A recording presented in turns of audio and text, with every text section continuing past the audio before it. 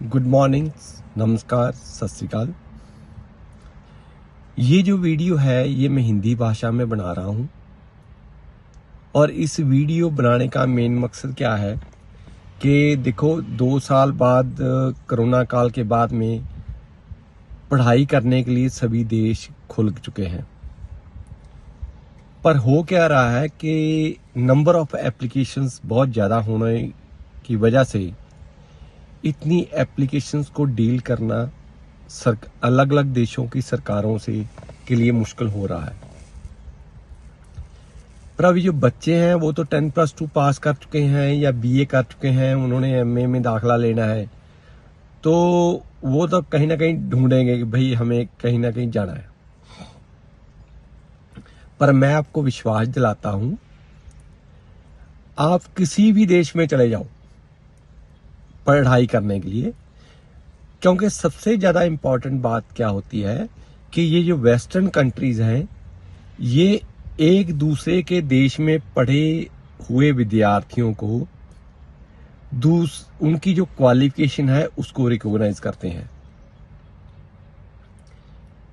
जैसे कनाडा में आपने देखा होगा कि 60 से 70% स्टडी वीजा रिफ्यूज हो रहे हैं क्योंकि इनके पास 24 लाख फाइलें पड़ी हैं, वो क्लियर नहीं हो पाती हैं। प्लस इन्होंने जो नए रिक्रूट भर्ती किए हैं 500 आदमी, उनको ज़्यादा कॉन्फिडेंस नहीं है, जानकारी कानून की नहीं है।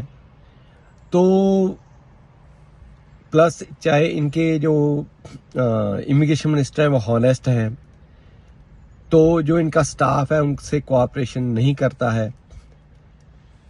उस दूसरी तरफ क्या है कि जो हमारे इमिग्रेशन कंसल्टेंट है वो LMI को बेचते हैं तो 40-50 हजार डॉलर लेते हैं, तो वो भी सरकार का काम सही तरीके से नहीं चलने देते हैं। तो आप सबके लिए सुविधा क्या होगी? देखो अलग अलग देशों के अलग अलग रूल हैं। किसी को बिना आइलेट के दाखला मिलता है, कहीं आइलेट करना पड़ता है, कहीं आइलेट भी करना पड़ता है तो उसके मिनिमम बैंड रखे हुए हैं। तो आपको जिस भी देश में जगह मिलती है आप वहां से निकल जाओ। जैसे मैं बताता हूं कि अभी कनाडा खुला हुआ है पर इनके minimum 6 no less than 6 band है। 17 लाख रुपए आपके पास होना चाहिए तो आपको कनाडा का वीजा मिल सकता है। ऑस्ट्रेलिया में बिना इंग्लिश के भी जा सकते हो और हस्बैंड वाइफ इकट्ठे जा सकते हो, जबकि कनाडा में हस्बैंड वाइफ इकट्ठे नहीं जा सकते हो। USA भी आजकल बिना आइलेट्स के ले रहा है, आप जा सकते हो। UK में जा सकते हो, न्यूजीलैंड में जा सकते हो, सिंगापुर में जा सकते हो। पर यह बात ध्यान में करके चलो कि साइप्रस बिल्कुल नहीं जाना है, क्योंकि साइप्रस में आपको नौकरी मिलने में भी परेशानी आएगी और वहां से निकल के दूसरे देश में भी जाने की समस्या आएगी। देखो जो स्टडी वीजा होता है इन सभी देशों का आपस में एक समझौता एग्रीमेंट होता है। जब तक उस देश की आप स्टडी कंप्लीट नहीं करोगे तब तक दूसरा देश आपको विजिटर वीजा भी नहीं देगा। इसलिए आप सबको रिक्वेस्ट है कि डिसहार्टेड मत हो। जहां तक मुझे जानकारी है, जैसे ऑस्ट्रेलिया का और अमेरिका के कैलिफोर्निया प्रोविंस का वेदर से इंडियन टाइप है, तो यदि आपको वेदर सूटेबल लगता है तो आप उन दोनों देशों में जा सकते हो। यदि आपको कनाडा का, इंग्लैंड का और कुछ USA के भाग जहां सर्दी पड़ती है वो आपको सूटेबल लगते हो तो आप वहां जा सकते हो।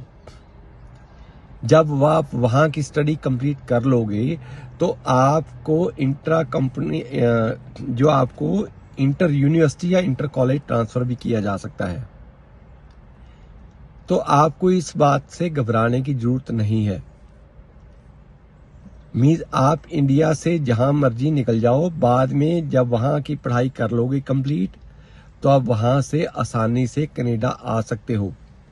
परमानेंट रेजिडेंसी की एप्लीकेशन भी लगा सकते हो, स्टडी वीज़ा भी लगा सकते हो, टूरिस्ट वीज़ा भी लगा सकते हो। उसका लाभ क्या होगा, और स्पेशली जो स्टूडेंट्स के पास पैसे की कमी है, वो बैंक से लोन नहीं ले सकते हैं, उनको दुबई में या सिंगापुर में चले जाना चाहिए, क्योंकि वहाँ पढ़ाई का खर्चा कम होता है और उसमें 1 साल तो वहाँ लगाना पड़ेगा, नेक्स्ट ईयर आप किसी वेस्टर्न कंट्री में जा सकते हो। यदि आपके पास बिल्कुल ही पैसे की कमी है, मींस पेरेंट्स का पैसा नहीं है, तो आप किसी भी इंडस्ट्रियल ट्रेनिंग इंस्टीट्यूट में भारत में दाखला ले लो जो आपके घर के पास है। इसका सर्टिफिकेट भारत सरकार का होता है। जब आप वो आईटीआई करते हो तो उसमें नकल मार के मत पास करो, उसमें आपको क्लासें अटेंड करनी होगी। मान गए वहां पे टीचर इतने कॉम्पिटेंट नहीं होते हैं कि जो आपको प्रैक्टिकल नॉलेज दे सकते हैं। आप जब आईटीआई करते हो तो आईटीआई में क्या होता है, 1 साल में 6 महीने छुट्टियां होती हैं, तो आप इवनिंग टाइम या सैटरडे संडे या छुट्टी वाले दिन आप प्रैक्टिकल शहर के अंदर किसी भी वर्कशॉप में जाकर किसी प्राइवेट एम्प्लॉयर के साथ ट्रेनिंग लो, ताकि आपको प्रैक्टिकल काम आ जाए। रीजन क्या होता है कि जब वो सर्टिफिकेट के साथ आप दूसरे देश में आते हो तो वहां पे आपका सर्टिफिकेट नहीं देखा जाता, वहां पे आपका काम देखा जाता है। यदि आपको काम आता है, आपको अच्छा वेतन मिलेगा, अच्छा ओवर टाइम मिलेगा, आपकी प्रमोशन आसानी से हो सकेगी और आप देश के नागरिक अच्छे तरीके से बन सकोगे, आसानी से बन सकोगे। आप सबों की सुविधा के लिए कनाडा के लोगों ने आपको एक सेंटर खोल के दिया है पटियाला में, जिसका नाम कनेडियन आईटीआई है। यदि आप वहां एडमिशन लेते हो, वो आपको सभी ऑल अंडर वन रूफ करा के देते हैं। आपको कनाडा आने की जानकारी देंगे, आपको इंग्लिश का टेस्ट पास करने के लिए पढ़ाई कराएंगे और आपको जो सर्टिफिकेट है वो भारत सरकार का मिलेगा और आपको कनाडा आने के अलग अलग तरीके बताए जाएंगे। आपको किसी एजेंट के पास जाने की जरूरत नहीं पड़ेगी, आप अपनी खुद फाइल लगा के कनाडा में पहुंच सकोगे। इसके साथ आपको कनाडा में आकर तनख्वाह बहुत ज्यादा मिलेगी। सिर्फ इसका वही लोग आईटीआई करें जिनको मेहनत करने की आदत हो। देखो, कनाडा में या तो आप बहुत इंटेलिजेंट होने चाहिए या आपको मेहनत करने की आदत होनी चाहिए।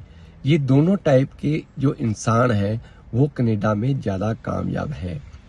आपको और कोई जानकारी चाहिए तो हमारे पटियाला में कनेडियन आईटीआई का नंबर है 9815101148।